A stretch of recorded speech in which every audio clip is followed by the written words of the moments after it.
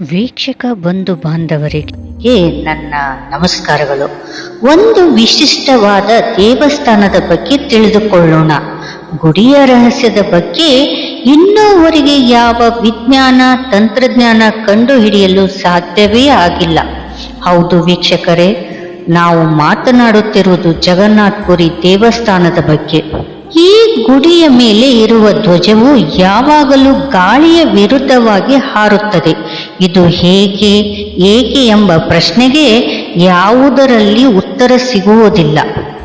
ಈ ಧ್ವಜದ ಕೆಳಗೆ ಒಂದು ದೊಡ್ಡದಾದ ಸುದರ್ಶನ ಚಕ್ರವಿದೆ. ನೀವು ಯಾವ ಬದಿಗೂ ನಿಂತು ನೋಡಿದರೂ ಒಂದೇ ತರಹದಾಗಿ ಕಾಣಿಸುವುದು. ಹಾಗೆಯೇ ಗರ್ಭಗುಡಿಯಲ್ಲಿ ಒಳಗೆ ಹೋದರೆ ಸಮುದ್ರದ ಅಲೆಗಳ ಶಬ್ದ ಕೇಳಿ ಬರುವುದಿಲ್ಲ. ಹಾಗೂ ಗುಡಿಯ ಮೇಲೆ ಯಾವ ಹೆಲಿಕಾಪ್ಟರ್, ವಿಮಾನ ಯಾವುದು ಹಾರುವುದು ಕಾಣುವುದಿಲ್ಲ.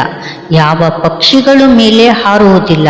ಅಷ್ಟೇ ಏಕೆ, ಈ ಗುಡಿಯ ನೆರಳುಗಳು ಕೂಡ ಭೂಮಿ ಮೇಲೆ ಬೀಳುವುದಿಲ್ಲ.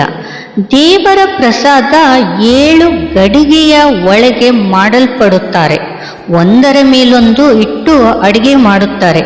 ವಿಶಿಷ್ಟತೆ ಏನೆಂದರೆ ಕಡೆಯ ಮೇಲ್ಭಾಗದ ಮೊದಲ ತಯಾರಾಗುತ್ತದೆ.